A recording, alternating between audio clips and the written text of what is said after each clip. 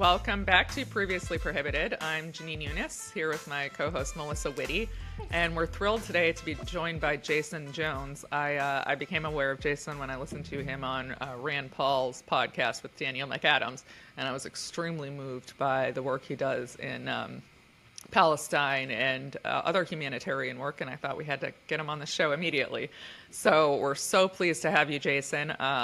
And just as a little more background, Jason is a filmmaker, not only a humanitarian worker, he also runs an organization called the Vulnerable People Project. So welcome, Jason. And Jenin and Mel, thanks for having me. I know, we're so excited to have you. Real quick, guys, if you could hit the like button, hit the subscribe button, leave us a comment. We've been a little slack because it's the summer and we have been vacating, but we are hopefully getting back onto our regular schedule soon. So we really do appreciate you guys sticking in with us. And welcome, Jason. I was so impressed. You said that you won the Toronto Film Festival twice. We did, yeah. Actually, our first film, Bella, in 2006, we won the Toronto International, the People's Choice Award. It's right over my shoulder over there. And what was Bella about? It's One Day in New York. It's Tammy Blanchard, Emmy Award-winning actress Tammy Blanchard, plays a young waitress who finds herself in an unplanned pregnancy, and it's just her spending one day with the cook, who's Eduardo Verástegui. If you know the Mexican heartthrob, Eduardo Verástegui, who actually just ran for president of Mexico. Oh, wow. Yeah. And he works closely with me in a lot of my humanitarian work. But that was our first film.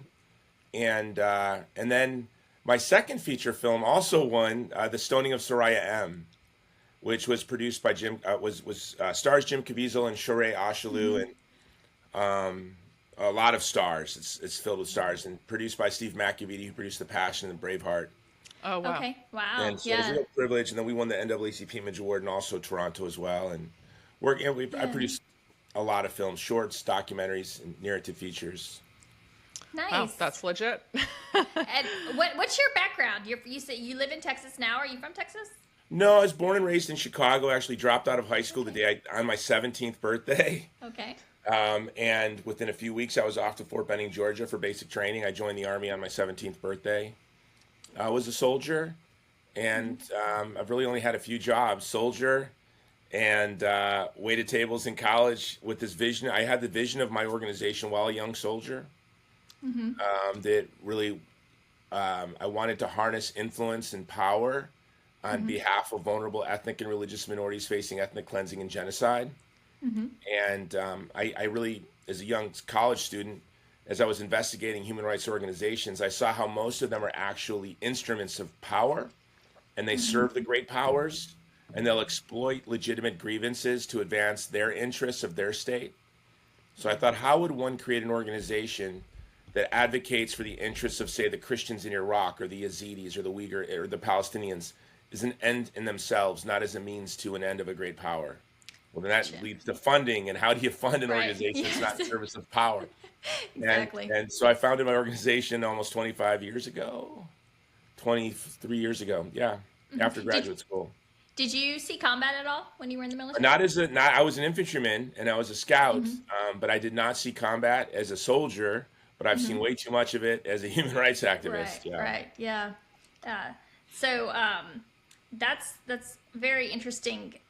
Is there something else that's like that drove you to that? I feel like there's that's really specific, and then to have that kind of like influence young. Are you religious? No, I was actually an atheist till my late 20s. Oh, wow. Yeah, I was an Ayn Rand objectivist for way too long. I still love and admire Ayn Rand. I was too. Yeah, right. I think it's really, if you're not a Randian for at least 2 years in college, you're not doing it right. But if you hit your 30s and you're still a Randian, you've got problems. Yeah. But yet I'm not one of these people to throw her under the bus. Like, I really admire her and I love her, and I have empathy for what she experienced as a young Jewish woman, and first her family suffering the pogroms and then suffering at the hands of the Bolsheviks. You know, anyone that used the word altruism around her was probably trying to kill her as a young woman. So I'm not one of these conservatives that likes to bash my libertarian or objectivist roots. And I'm really grateful for her, because Kurt Vonnegut and Ayn Rand captured me in the 8th grade. Okay. But my sort of as a filmmaker, yes, why would I do this? What's my inciting incident? I was Mm-hmm. just a young high school student. My mother had me at 16, and Okay. I was a good athlete and a heavily recruited football player, but I got my girlfriend pregnant. And so she told me a couple days before my 17th birthday. So we conspired to get married and keep the baby, obviously. In fact, we didn't think of any other alternatives. But while I was in basic training in the third trimester, her father beat her up and took her to get a forced abortion. And Oh my that God. experience, just her calling me, like her soul crying when I'm kind of helpless in Fort Benning. And then I was very fortunate that within 90 days of going to Schofield Barracks, where I was in the 25th Infantry Division, we went on an exercise called Cobra Gold. And it's a big exercise in Southeast Asia. And just in, the mountains of Thailand near Cambodia, I saw a boy, a father with a son that was dying of malaria, teenage boy, but very skinny. And I just remember just seeing the look in his father's eyes, and like I was looking in my own eyes because the forced abortion had just happened. And that's where, as just a young soldier, I said, I'm going to spend the rest of my life. I just had this understanding that I'm an American. I have access to power. And at first I thought I'd be a Green Beret or Delta Force, something like this. But I really immersed myself in study. It's just a young 17-year-old infantryman. Even my company commander let me go to college as an active duty infantryman while doing my duties as a soldier. But then I really got this vision of an organization that would harness the conservative movement to serve communities. Truly vulnerable communities are powerless. They bring nothing to the table other than to exploit against another great power.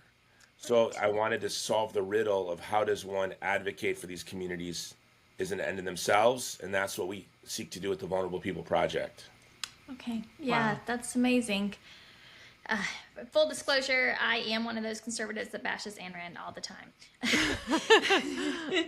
Well, I I'm never no inspire so much hate as when I make a post. I'm telling you, I can pretty much say anything, but when I start talking Johnson, She's definitely a flawed, sorrowful human being, Yeah, but you'd have to see how gravely she suffered as a young Oh woman. yeah, it's never personal. It's actually never about her. It's always about just a lot of the libertarian ideas on The capitalism. the that I think is 45-year-old just- Randian Yeah. She economics also professor, said horrible things about Arabs. trying to seduce all the Yeah. under all the co-eds. Yeah, no, I know Yeah. those guys. Yeah. I Yeah. get it. I Yeah. understand. But no, that's such an incredible kind of background story, and I think a lot of people can relate to it. And I do think that a lot of people on the right, because I empathize with you so much. I know how that is. We're conservative. We're kind of seen as these like corporate shills that love power and love American empire, right? And I think very often the right has been so quick to cede a lot of these moral high grounds to the left, right? Because, I mean, for a variety of reasons. So it's just always so inspiring to meet people who lean conservative and are like, no, actually, we can instill our values and we can advocate from a position, a conservative position for humanity. You know, it doesn't always have to be a lefty thing. Oh, yeah, I mean, I think it's changing fast. I thought, like, during COVID, I thought that there was sort of a realignment. It was no longer like left-right, but it was authoritarianism versus anti-authoritarianism. And now I think there's like yet another realignment within that happening. That's like, people who are genuinely anti-war and don't think it's okay to just go around killing people in other countries for basically because Netanyahu wants them to. And those who don't, and they're coming from both sides. I mean, I'm like shocked by Matt Gaetz. I'm still shocked. He's like taking this sudden Hey, anti-war. Mossad should have succeeded in that honeypot operation. Yeah. They kicked the beehive, right? Yeah, yeah. Can you tell us how you got involved in working with Palestine and your experience in that region? Yeah, it's funny. I kind of have fallen into like Black Hollywood, and so a lot of my friends in the entertainment industry were always like, why aren't you fighting for the Palestinians? And I said, I advocate for communities that come to me. You know, like in Afghanistan, I didn't go looking to help in Afghanistan. The military community came to us and said, can you evacuate our translators, our interpreters? I will say I founded my organization in 2002 specifically to advocate for the Christians and Yazidis in Iraq. And I knew we were going to invade. I'd worked for Pat Buchanan in the lead up to the 2000 election. I knew inevitably we were going to invade Iraq, and I wanted to harness the pro-life movement and the conservative movement to try to stop the war. Like I failed as I fail in everything I tried to do. Obviously, we failed, and we had that war, and we had the genocides. It's not failing. I mean, you're up against a machine that you know is so much. But what was the first? I just lost your question. What was it again? It was. How did you get in contact with Palestinian advocacy? Palestine, yeah. So I had my friends. Actually, one of my best friends. She's like my sister, who's biggest pro-Palestinian advocate in Hollywood. She's good friends with Mo. I got to meet Mo through her and hang out with him at Dave Chappelle's house. Name drop during COVID. Do you mind saying who she is? I'm just curious if it. Nah, I don't want to say who she is. She's like a really influential manager and agent, you know. But she's she's from Queens and grew up with all of these people, you know. She lives in Africa, but so you know, she always asked me to advocate, and I'll tell you, I wrote an article called "Help, I'm an Anti-Palestinian Bigot." I'm just kind of like everyone. When I saw those images on October 7th, the first thought that went through my head, God forgive me, I'm a very volatile, emotional person, was flatten Gaza. Like those little words. Yeah. What these monsters say went through my head. I was just so angry. But of course, I know the game. And so I checked my emotions. You know, I became introspective.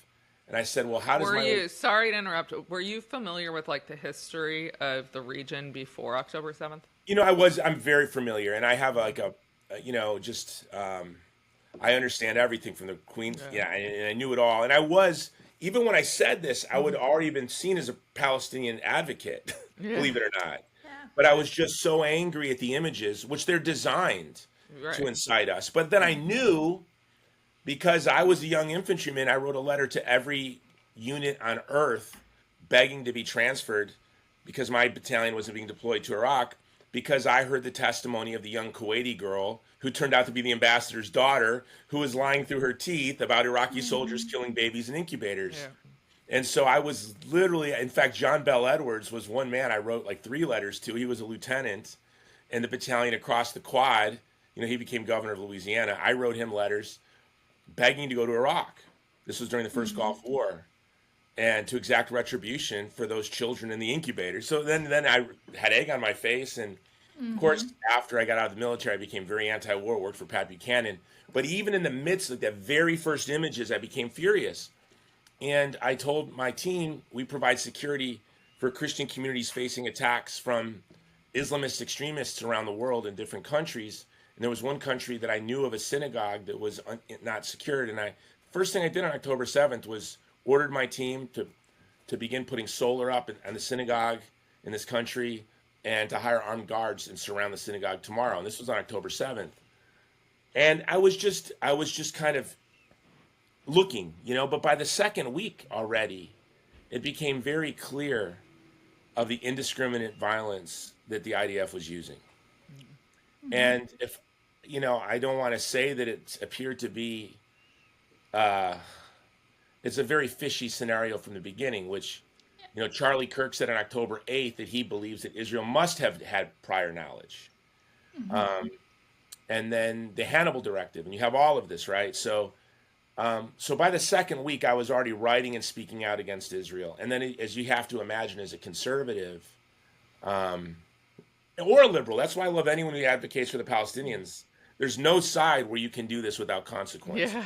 So when you see somebody advocating for the Palestinians, they're either most likely not a grifter, or they're just a really, really misinformed grifter. Like, you know, I know Mel and I keep getting accused of being good. We're like, please tell me where we can get that money, because where are we getting that money? I've been losing a lot of money. We picked a side. No, everyone knows. Like, I tell people the reason I advocate for the Palestinians is because as a Republican, I am afraid of the Palestinian lobby's power in Washington, D.C., and I don't want to get crosswise. And as a filmmaker, we all know the Palestinians run Hollywood. Yeah. And so forgive me, I'm a coward and a grifter, and I'm doing this all just for, but I say that as a joke, but then I tell my friends this, but I actually believe it. I actually do believe that those of us who are advocating for the Palestinians have nothing to fear from cancel culture. No, Because we are on the right side and the truth is going to prevail. And I tell those who think they're siding with power, they're going to find out they're going to find out the hard way.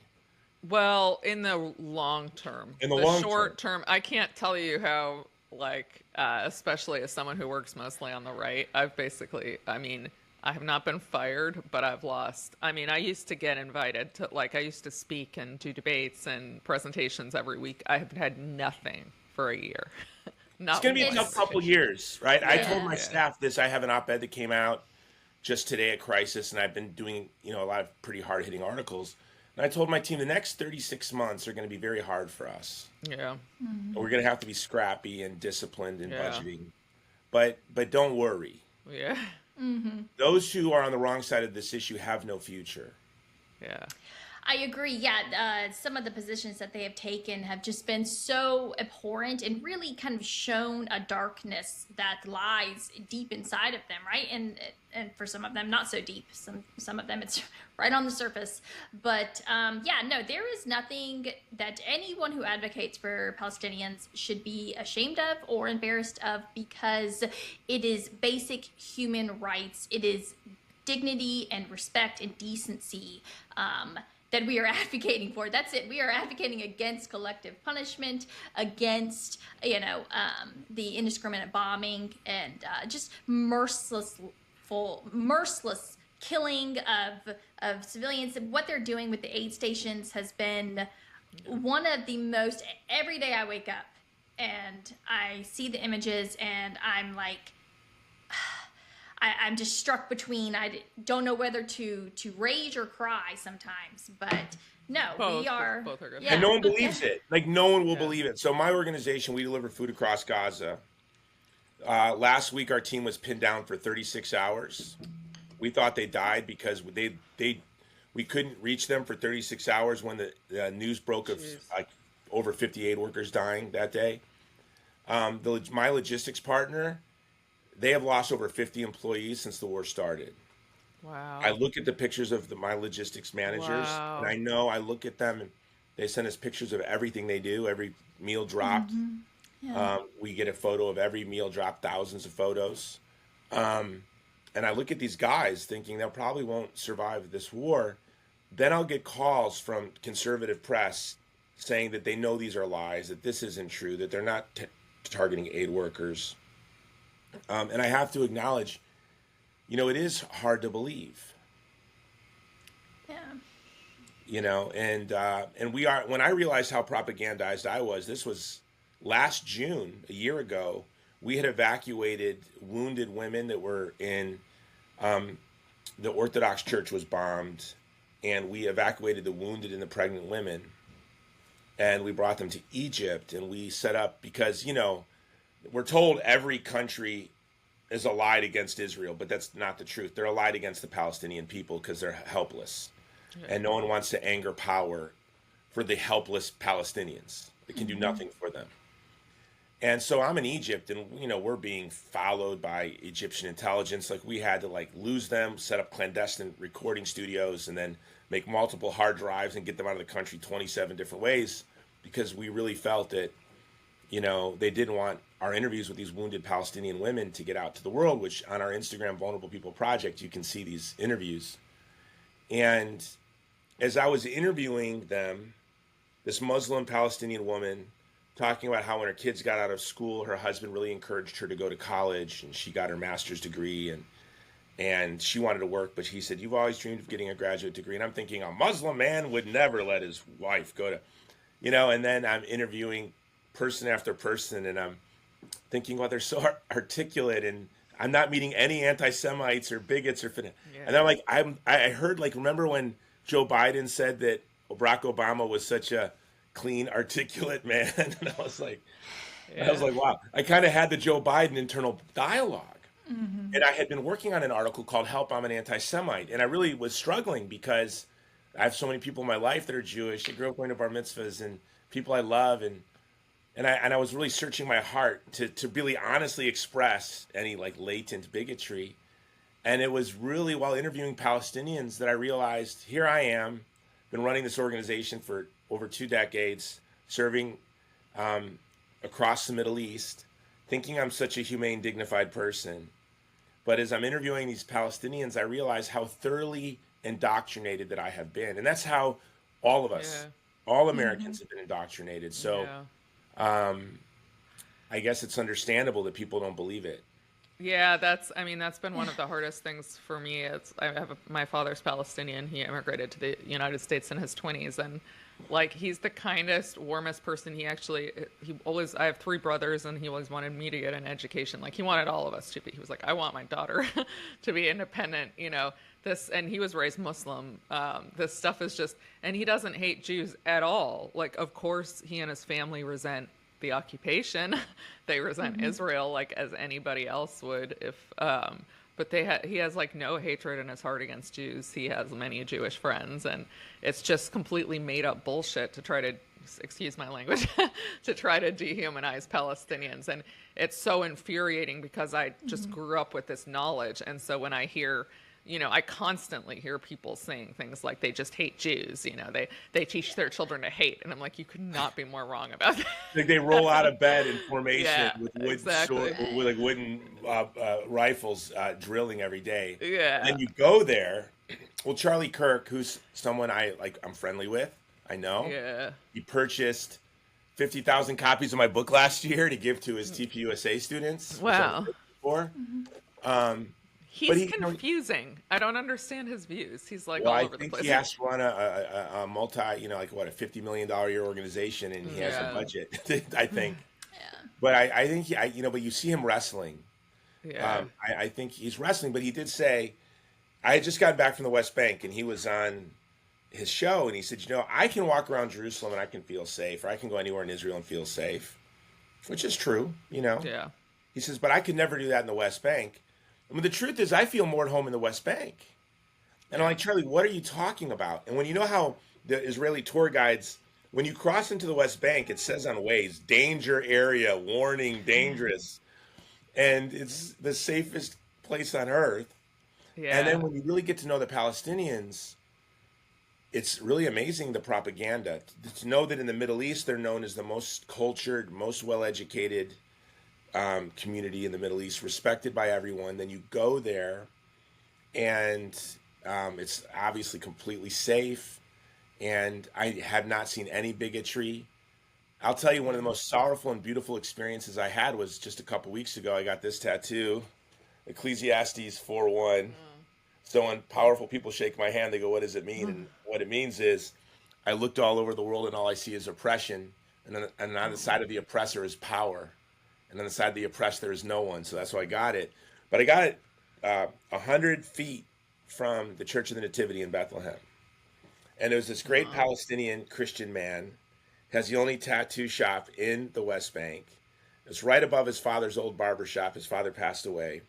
Of course, he hasn't had any customers in 3 years. And what did we do up there? We just drank bourbon and listened to like 80s rock and new wave punk and just dance with. The room was filled with my Palestinian friends. Like we were dancing and drinking, and Muslims and Christians and Jews, and it was just the most beautiful experience. And it was very sorrowful because I knew that this was just a little moment that was going to evaporate for them after that night. And I just wish people could see the Palestinian people for who they are. And it's one of the greatest shames that 2 million people in Gaza that are utterly powerless are being brutalized by the world superpowers with the most sophisticated technology. And it's, as Theo Von said, it's in a way the worst thing ever. You could, when they said, what did the Germans know and when did they know it? The Germans knew nothing, and they didn't know ever. Yeah. They didn't have Twitter, Instagram. They were living under a totalitarian regime that completely closed the media down. They were in the middle of a war. They didn't know much. But what did we know and when did we know it? We know everything. The world knows everything. And you look at the Japanese and the Spanish and the Irish, and they're very unique and special, these communities that have just collectively lost their mind. Yeah. Because it's worthy of losing your mind. And the rest of the world is just sleepwalking. Yeah, it says something very dark about humanity. I think that people can just shut their minds off. Or, I mean, the worst is justifying it, of course, like calling it Pallywood or saying it's Hamas's fault, like as though like we've forgotten what causation is. Like, and also if it's Hamas's fault, then like everything that's happening in Israel right now because of their strikes on Iran is Israel's fault. So this just makes no sense whatsoever. But no.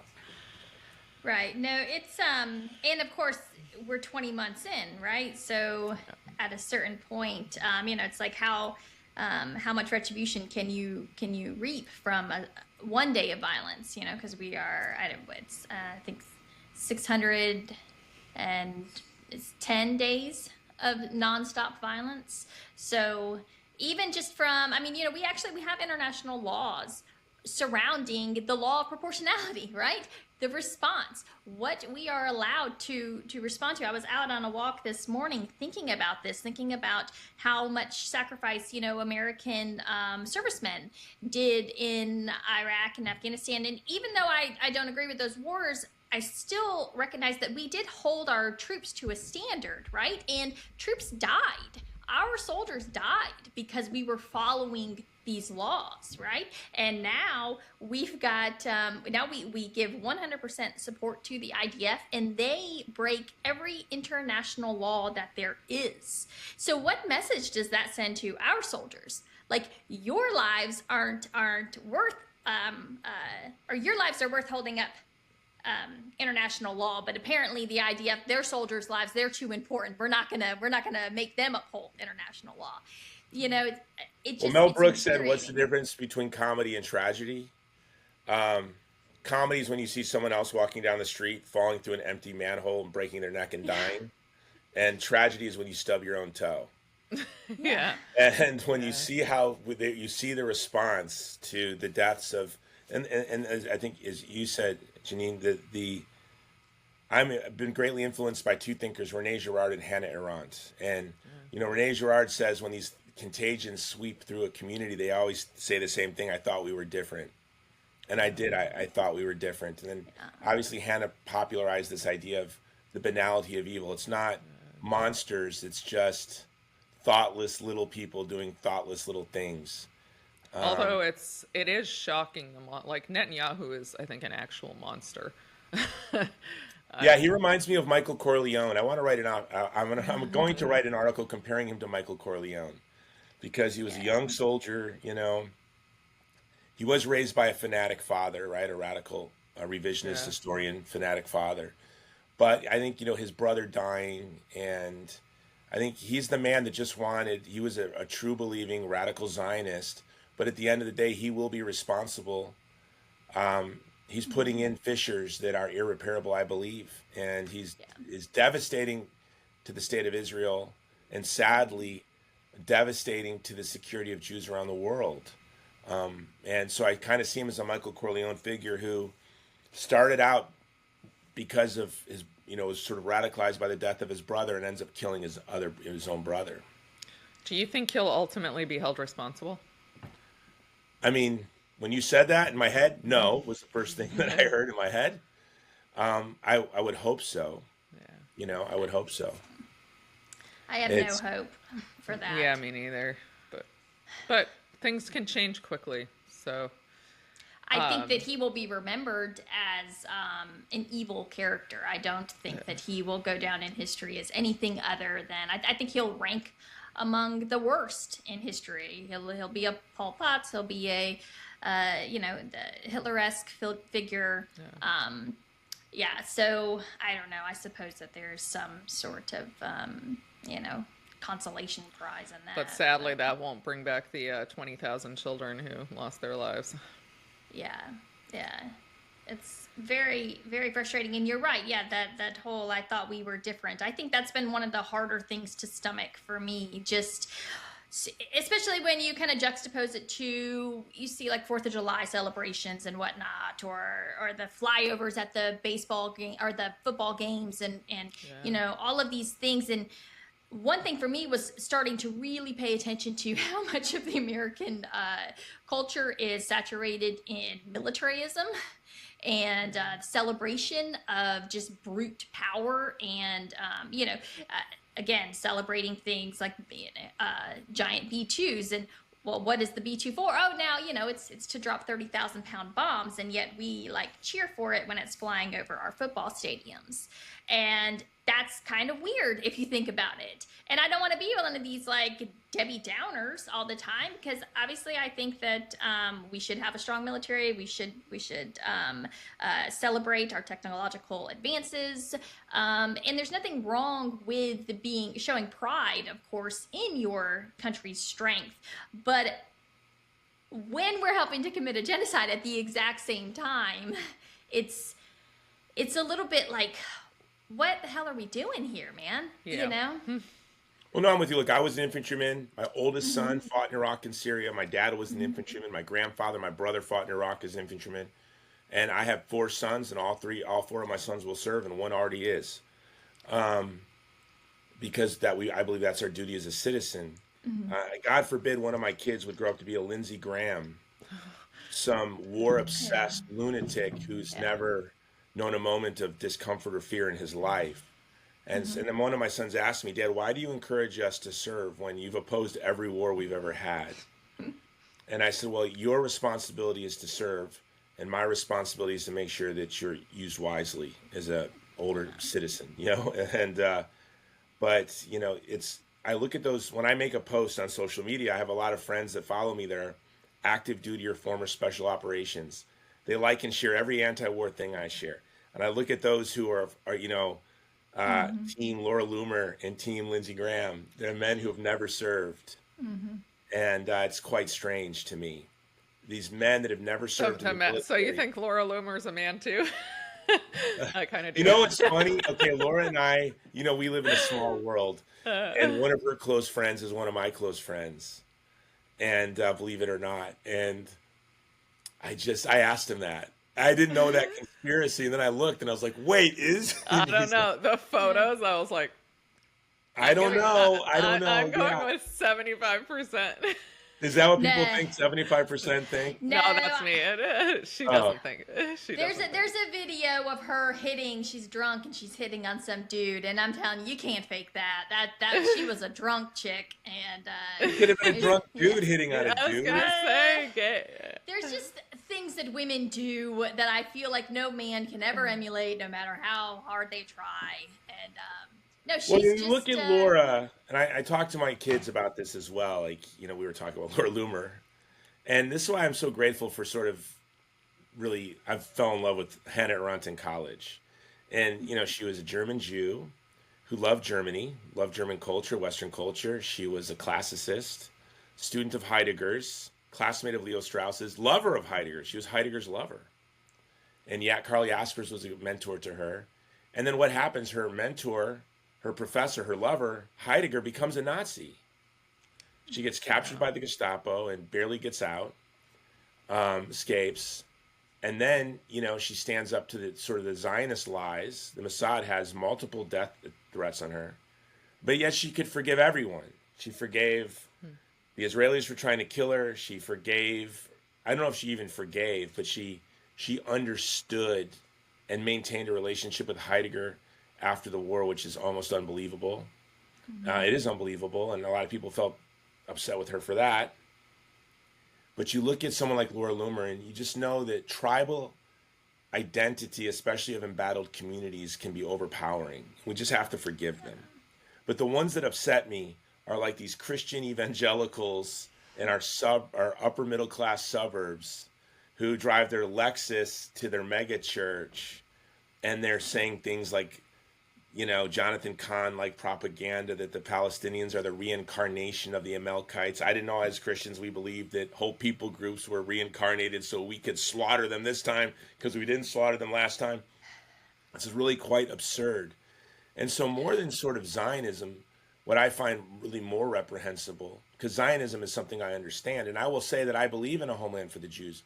I would like to see a one-state solution where you don't have an apartheid state, where there's a home for the Palestinians and the Jews, and 50% of the Jews in Israel are from the Middle East.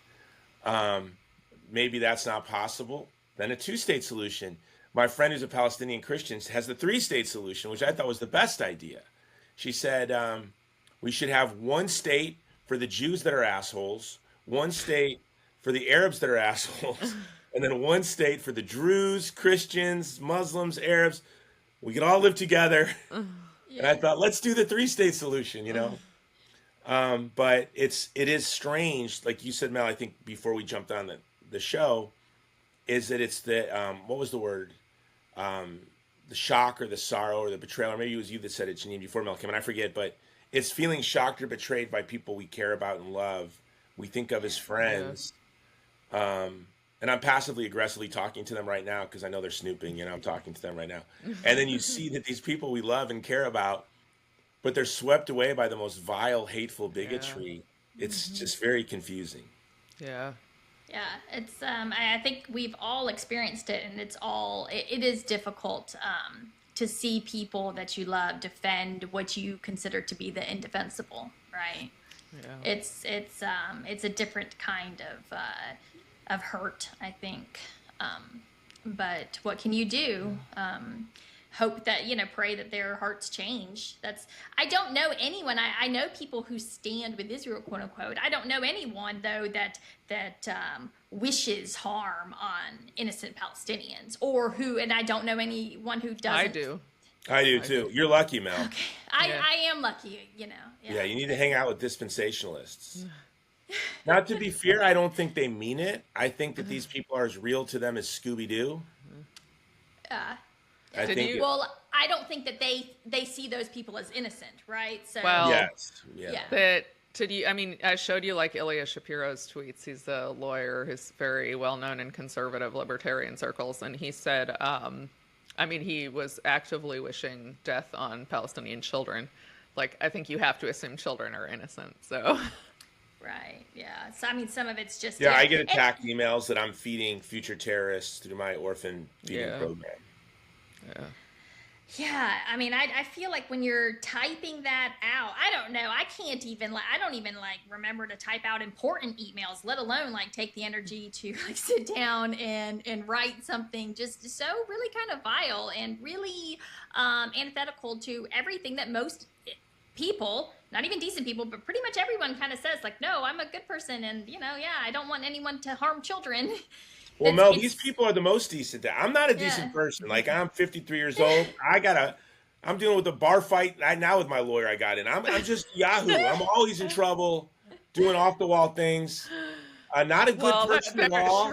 There are three of us. Her name is Village Crazy Lady. Yeah. I'm not a good person at all. I'm not like I said, I have a volatile temper. I've never but it's these decent people that are saying the most awful things. But they're not decent. It's one having a temper is whatever. That's that's fine. But sweetie pie, I call them the pumpkin spice Gestapo. I just picture them in their little Christian bookstore with the coffee shop, and then they have their Jonathan Cahn book where they're reading their genocide fantasy Gnosticism, drinking their pumpkin spice latte, and then you go sit down with them and you're like, these are the sweetest people. And then they're saying the craziest things. Mm-hmm. It's like that scene in Life is Beautiful when the teachers are discussing the math problem and the content of the problem is about genocide. Yeah. They're talking about how smart the German kids are that they can do this complex arithmetic. Do you remember it? It's vaguely. It's a great movie, powerful. I love the movie. I don't remember the scene particularly well, but it's we're witnessing it. Yeah. Yeah, against the most impoverished, powerless community on earth, and we picked the right target. If we wanted, Gerard said a scapegoat has to be innocent and powerless, and we could not have picked a more innocent and powerless community than the people of Gaza. Yeah, I have been pleased to see a handful of evangelical, because I was raised evangelical, Christian pastors kind of speak out. In fact, I reached out to one earlier to potentially have him on our show, who have really started. My favorite is Chuck Baldwin. Are you familiar with I him? love Chuck. I know him. I'm Yes. friends with him. I Okay. love Yeah. Chuck. So, we would love to have him on. If Yeah, I haven't seen him in a long time. We're a yeah, member of a little club together. I can message him. I haven't seen him there, I so. I adore him. I share his clips all the time. Um, but so I do think he has inspired others. But yeah, so we're NT Wright. seeing it. NT Wright has been great on this issue.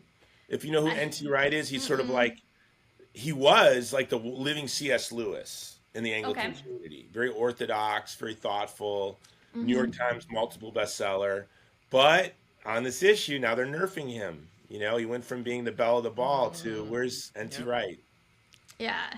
Yeah, so it's been frustrating. I know when I found Chuck Baldwin, it was last August, and I went through his YouTube and just listened to his sermons, like so many of them. It was like a balm for my soul to hear this pastor address these things and really forcefully reject all of the messaging and say this is wrong. This is flat out wrong. What they're doing is wrong, and not offer up any kind of excuse whatsoever. Because I'm at the point now where I don't want to hear your excuses anymore. I don't. I'm done. Yeah. I feel like we have.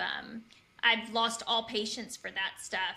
And I do worry about tipping over into the quote unquote radical side, right? Because I feel like if we don't have people to guide people like me who are just so fed up, that's where radicalism does happen, right? It's people become easily steered when they feel helpless and they know something's wrong and they can't do anything about it. I think that there's a danger. And if the only people criticizing what's happening in Gaza are sort of animated by bigotry and hate, the young generation are going to look to them as the truth tellers. Yep. We saw this in COVID. I was the first person in America arrested leading an anti-COVID lockdown. I was on the cover of Drug Report. I'd launched the Film Your Hospital movement. That's like Alex Jones. I used to guest host. He loved having me on during COVID. And a lot of the people that were speaking out against the COVID lockdowns were kind of eccentric conspiracy theory sites that I think led, like the QAnon type sites that led a lot of people into Lululand. And I would hate to see the same thing here, where my rule is I would never want to say anything or do anything that scares any child or undermines their self-confidence. I think one of the problems too is that the Palestinian cause has been so heavily associated with the left, and they can just be very loony, and it's all framed in this white supremacist, anti-colonialism rhetoric, which I don't necessarily think is exactly the right way to look at it. And it also just gets tied up with a lot of communist, this and that, and I think that turns people off. So that's why I think it's really important to have a rational, strong, right-leaning contingent who opposes what's happening. And I hate to say it, Jenin, but I think a lot of the groups on the left, now, not all, maybe not most, but a lot of the ones that are getting the attention, they're using the Palestinian cause for their own agendas. 1,000%. I could not agree with that more. I don't actually think they care very much about Palestinians at all. No, I had a situation where a liberal Palestinian activist came to visit me in my home. She came from Austin, and, she said she really wanted to do something. And I sat her down. I said, listen, I'm having trouble raising enough money for the food. But you guys, these big events you're doing in Austin, I could come down and train you.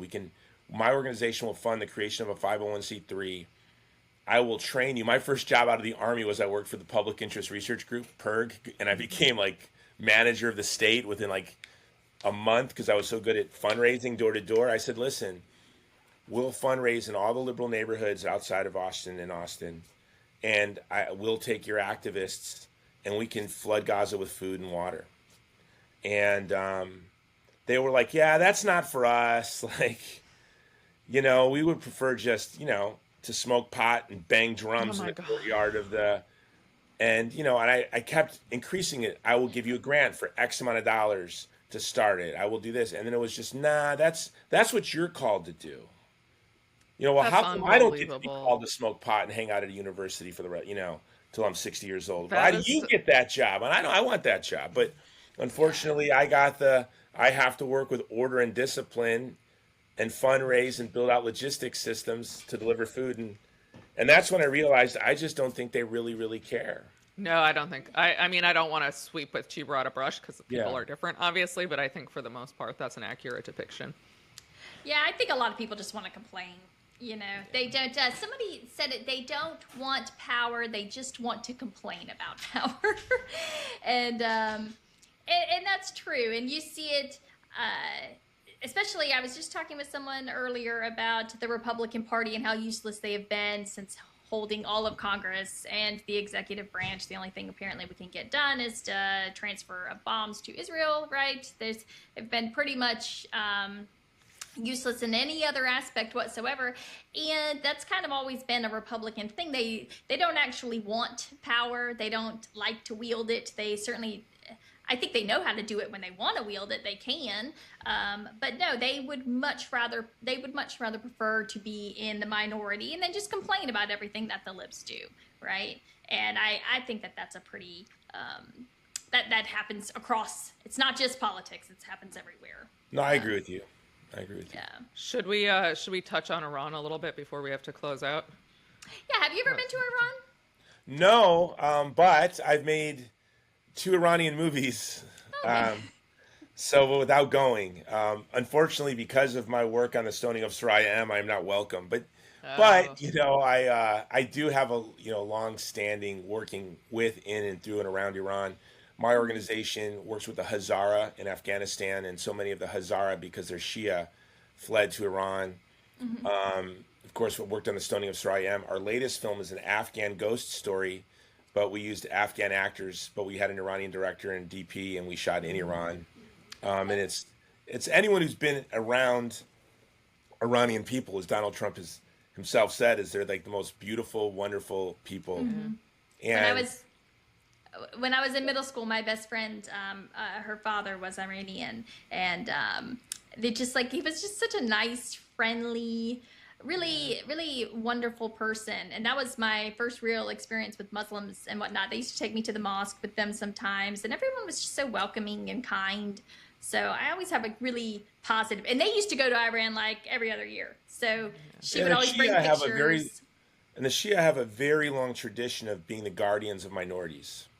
And so people are just shocked to know that there are 9,000 Jews living in perfect safety and security in Iran. You have more churches in Iran than in Israel. Wow.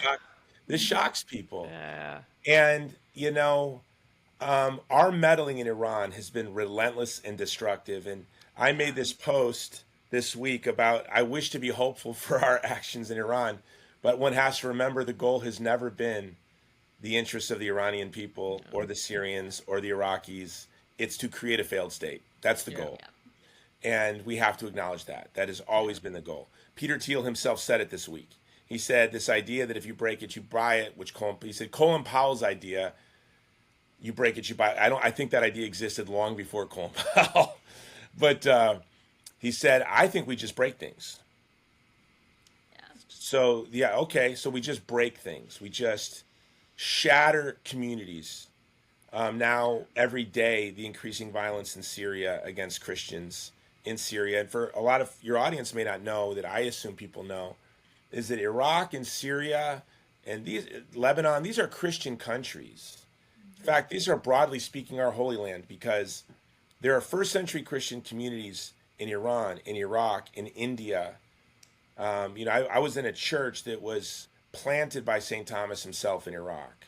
There had only been 2 buildings there, the one that's there now and the one that burned down in 1100 AD. These are our Holy Lands, and our foreign policy has been utterly destructive to minorities. 750 years of the Ottoman Empire, the Jews and the Christians and the Druze and the Yazidis survived and thrived. They were obviously, they were subordinated. Obviously, there were enthusiasms of violence that ripped through those communities, but they existed for 2,000 years. And under our period of dominance and power, we've seen almost the complete evaporation of Christians in the Middle East. I don't know. I don't. So, I mean, I'm assuming you guys agree with me. Please let me know if you don't. But it seems that we're doing this at the behest of Benjamin Netanyahu. And I don't understand what his ultimate goal is. Like, why would you want to destabilize the region? Why is that helpful? I can share with you, Jenin. So the goal has always been to create failed states because they don't fear Islamist extremism. Actually, they funded Islamist extremism. Yeah. We now know it's not a conspiracy theory. Congress voted this week on whether or not we're going to defund the Taliban. We don't have to vote on whether we drop bombs on Iran, but we do have to have Congress vote on whether we defund the Taliban. This is very interesting to me. Even Iran had to have their parliament vote on whether or not they attacked us. We don't have any votes. The goal of Netanyahu's goal has always been failed states. They don't want air forces. They don't want armored divisions. They don't want artillery. They don't want missile forces. They want failed states because a failed state cannot threaten Israel's interests and they can utterly dominate the region. So if the price for the state of Israel's existence is that the entire region has to drown in extremism, poverty, and violence, that seems to be something seems to be off there. And the idea that this chaos isn't going to spread into Europe and the West is unimaginable. And again, that will serve Israel's interests. Yeah. And people get so mad about Muslim immigration. I'm like, well, they're going to go somewhere because it sucks to live over there. It's a bus. You don't like us. Yeah. You're not there because they want to be. You know, when I was in an IDP camp in Iraq in 2016, and we were 3 miles from ISIS fighting. And I was talking to these Yazidi men in this camp. And, you know, I stupidly said, so where would you like to go, the United States or Europe? And that was a dumb thing to say. And, you know, I could see ISIS in the distance, you know, so maybe not that dumb. And he shook his head. And these are the pre-Abrahamic people, the Yazidi. Like Arabs, Kurds, and Jews descend from them. Yeah. And he looked at me, he said, I want to go 12 miles down that road to where my family has lived forever. By forever, he means forever. I've told this story on the podcast before, but not to you. My father immigrated here in like 78 or 79, and he said there's not a night that goes by that he doesn't dream of his village. And he wanted to stay there, but he didn't want to live under occupation. Like, he wanted to have freedom. So it was like he would way rather have stayed with his family in the village. And I think a lot of people don't realize how tied, a lot of people, but like Arabs are to their communities. It's not like the United States where you just move from, you know, Nebraska to Boston or whatever. Like, people are very, very tied to their family, their community, their roots. And like, he misses it dreadfully, but he doesn't want to have IDF soldiers pointing rifles in his face every time he wants to go visit his sister. So no, I have IDF soldiers, point rifles in my face, and it's not pleasant, you know. And just yesterday, I was talking to a community of Christians in the West Bank, and they're all have been given visas to the United States, and they're all weighing whether or not to leave. Yeah, it's so. For me, my family has been here since the 1700s, and it's so. Like, if you told me I had to go to another country, I don't even know what we would do. Yeah, like what do you mean? No, like this is my home. They say it so cavalierly. Why don't they go to Egypt? I always tell my friend who's the biggest wall guy. Like, we need a wall. I'm like, you're all about the wall, and you're like, why doesn't Egypt or Jordan just take 2 million people? And this is a crazy thought. These are human beings. These are not chips on a risk board. Yeah. Right. Yeah. We'll send them to Libya. You'll send them to Libya. Yeah. What are you like talking just about? Because they just speak Arabic, it doesn't like they want to, you know, they're tied to the like people, the, you know, the blacksmith. I don't know. I'm making up jobs here, but you know, they're used to their communities, and they're like, imagine, and they say, well, there are all these Arab states. Why don't they? Well, there are all these European countries. Yeah, exactly. Why don't the Ukrainians just go somewhere else? Why don't they go to, you know, Spain? Yeah, or like, why don't you just move to Toronto? Yeah. See, well, I'm such an Anglo. I'm converted to Catholicism, but I'm such a WASP. You know, my family's been moving every 20 years since 900 AD. Okay, that's what we do. That's our culture.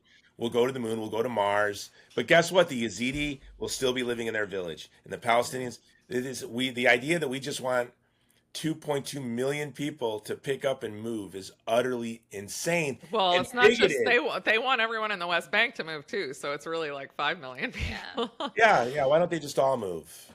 Yeah. I was in Pietrasanta for a beautiful wedding last year. It's in Italy, and it's a small little artist community. It's just a beautiful little community, and there was a Syrian family begging.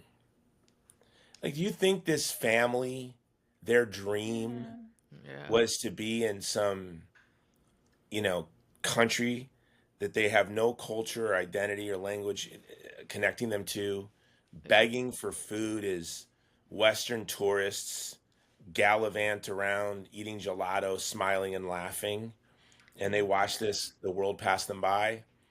No, it's our wars have been utterly devastating. Yeah. And the idea that we're looking for another war in Iran, which will really shatter the whole region, because these militia have influence everywhere. And if we think that we can control this violence, it's just going to be chaotic. Yeah, it's.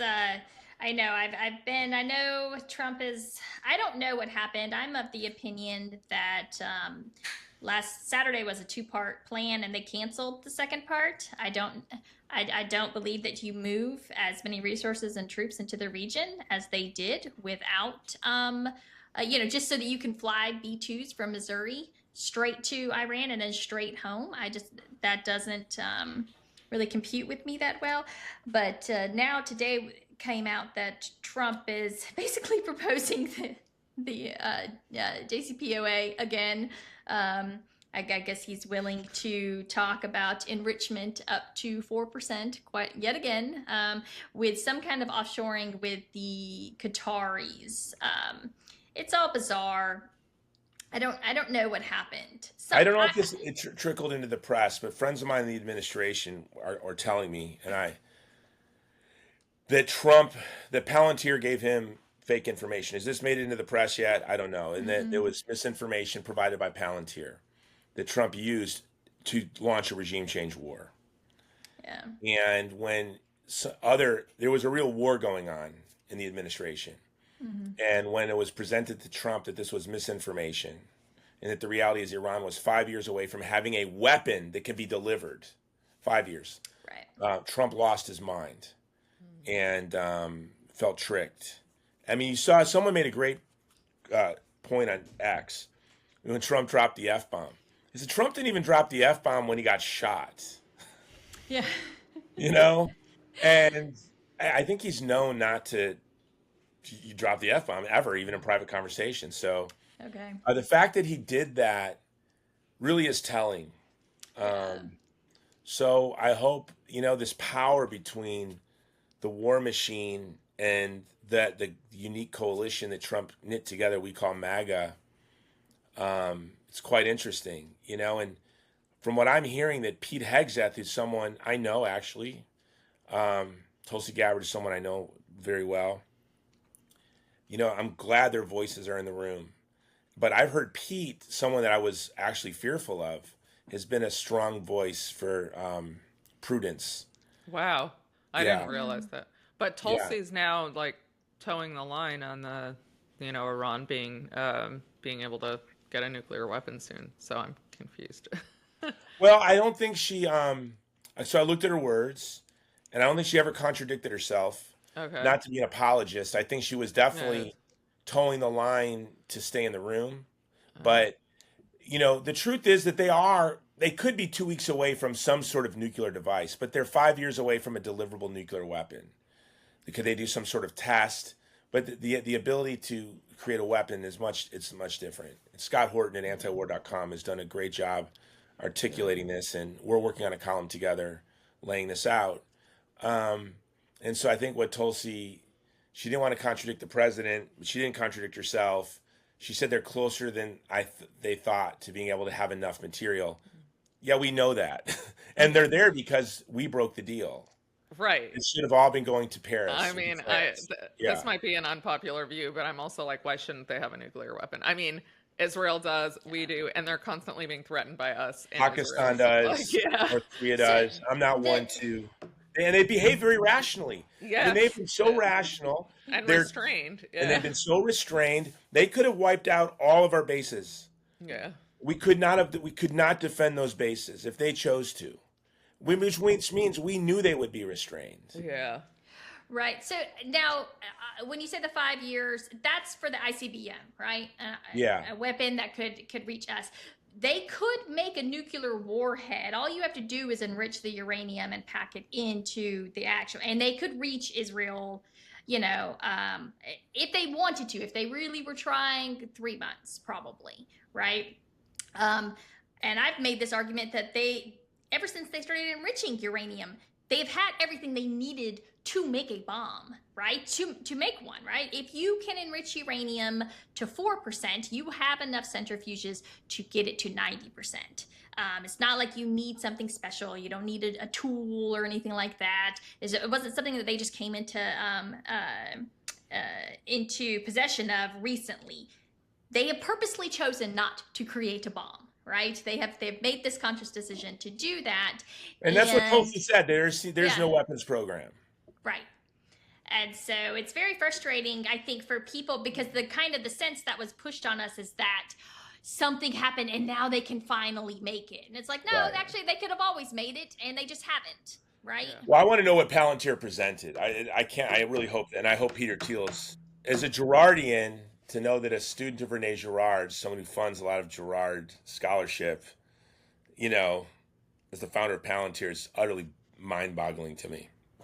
I'm of the opinion that Alex Karp is the Devil incarnate. The devil. Yeah, I think he's insane. I do think he is slightly probably schizophrenic. I think that he is mentally unwell, and that he's a dangerous person because he is a paranoid, kind of schizophrenic kind of guy. Like, he thinks everyone's out to kill him, and when you think like that, wicked flee when there's no one chasing them. Isn't that what it says? Yeah.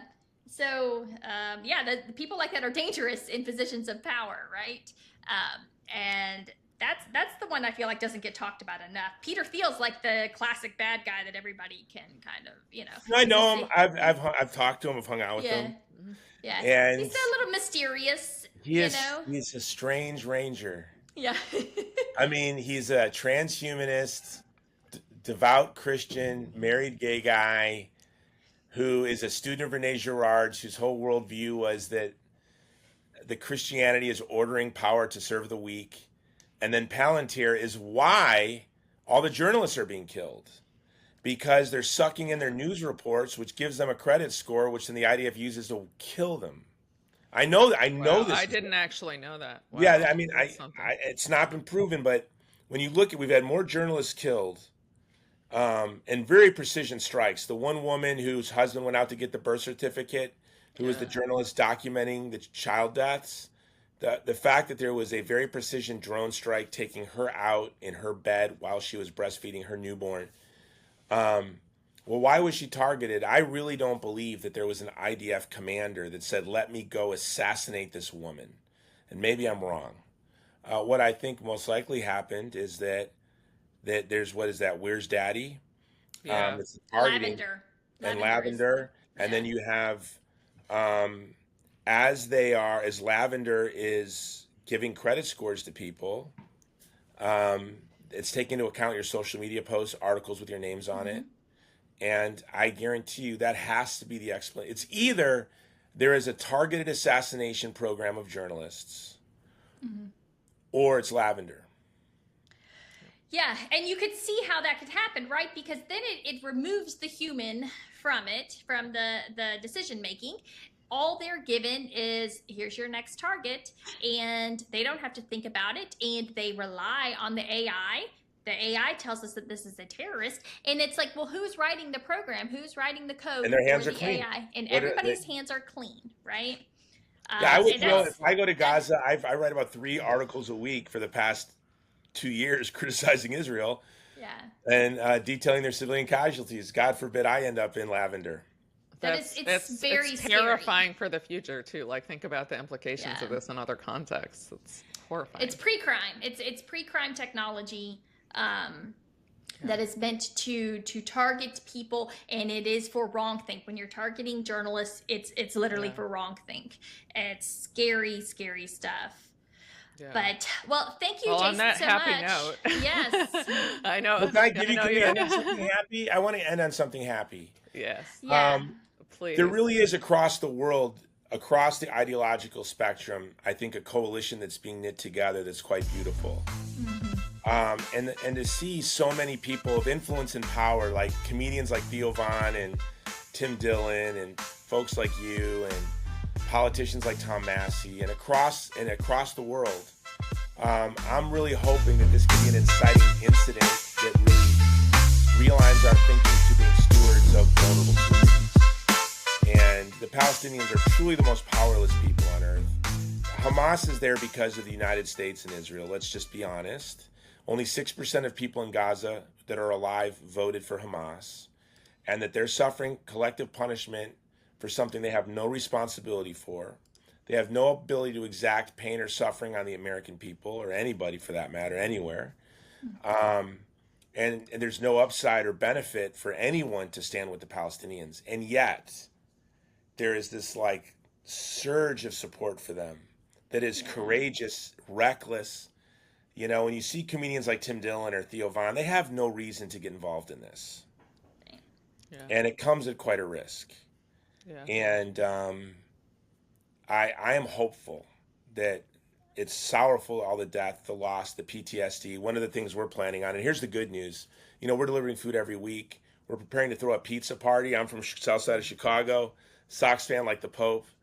So in honor of Pope Leo, because he's been so relentless in advocating for the Palestinians, we were going to throw a Chicago-style pizza party in Gaza. We're literally flying thousands of frozen pizzas to Jordan, and then we'll be delivering them. Hopefully the ceasefire is soon. We're anticipating we'll do the pizza party in the middle of August. We're also buying a fleet of ice cream trucks when the war ends, and they're going to run 18 hours a day, every day, giving ice cream out to the kids. Because we know once the war ends, the money's going to flow and the big grifting organizations will show up, and they'll take care of the basic needs and reconstruction of the people. But what VPP really wants to do is begin engaging the children who have suffered from trauma. 90% of children under 18 there are bedwetters. Over 18,000 children have no living relative. So the real work is going to begin. Like, I work with the Yazidi community that has such a high suicide rate, and then they're just so embattled and struggling. And one would have to argue that, you know, the Yazidis and the Palestinians in Gaza have suffered like no communities have ever suffered. And so we're going to have to try to pour joy into these communities after the war. Well, that is a much more hopeful note. And thank you for all your good work. You're so brave, and we're so impressed by you. Yes, so, and I'll include links. All links. People can donate to your organization. It's... on that note, you know, we took a 1/3 hit on donations the first year, but we've more than made up for it. Okay. And that's something that is really gives me hope that I'm a very outspoken, conservative Christian man, blonde hair, blue eyed Christian middle-aged man, and speaking to people like me, and to sort of think my donor base has been educated, abandoned me, got inundated with hate email, and we just never back down. Yeah. And now we've more than made up for what we've lost. And so your courage is contagious, you know? Yes. It is. I have no courage, but I am really bad at anticipating the consequences of my actions. Well, thank you so much, Jason, and best of luck on your next endeavor. Thank you, Jenin. Thank you, Mel.